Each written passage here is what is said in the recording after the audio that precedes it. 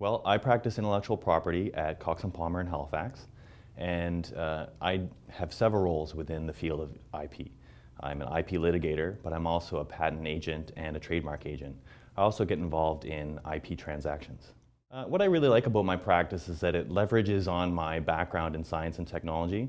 I did a bachelor's degree in physics, I did a master's degree in physics, and then I worked in software industry for a number of years developing medical imaging software.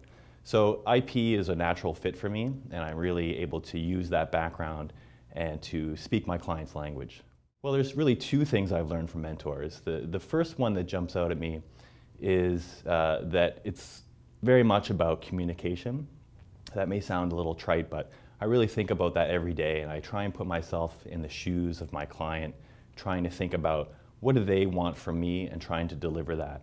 And communication is a real big part of that. Yeah, well, another thing that I've learned from my colleagues at Cox & Palmer is really about the standard of work and striving for excellence at all times. I always like to ask myself, what can I do to make this better? And as a litigator, you really have to be asking yourself that question all the time. There's someone else out there who's thinking the same thing about their side, and it's really your job to put the best product forward. What I really like about my practice as an IP litigator is that IP litigation often raises very interesting and novel aspects of law. Recently I was involved in a software dispute that raised really interesting and novel questions of copyright and open source code, and I found that very engaging. Well, the most important thing about communication with clients is to have an open dialogue with them. They may not be as familiar with this area of law as you, and they may want to know what's happening.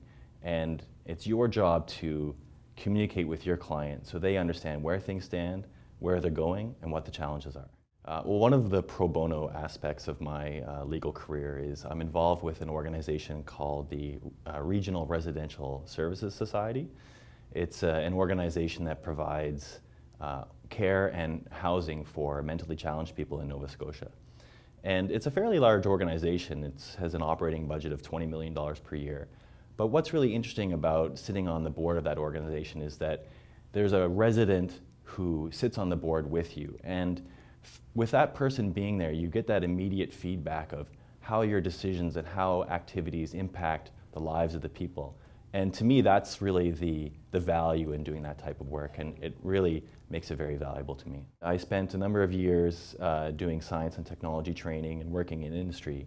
And so switching gears and coming into law was a challenge. It was a new way of thinking, but one that I found very engaging.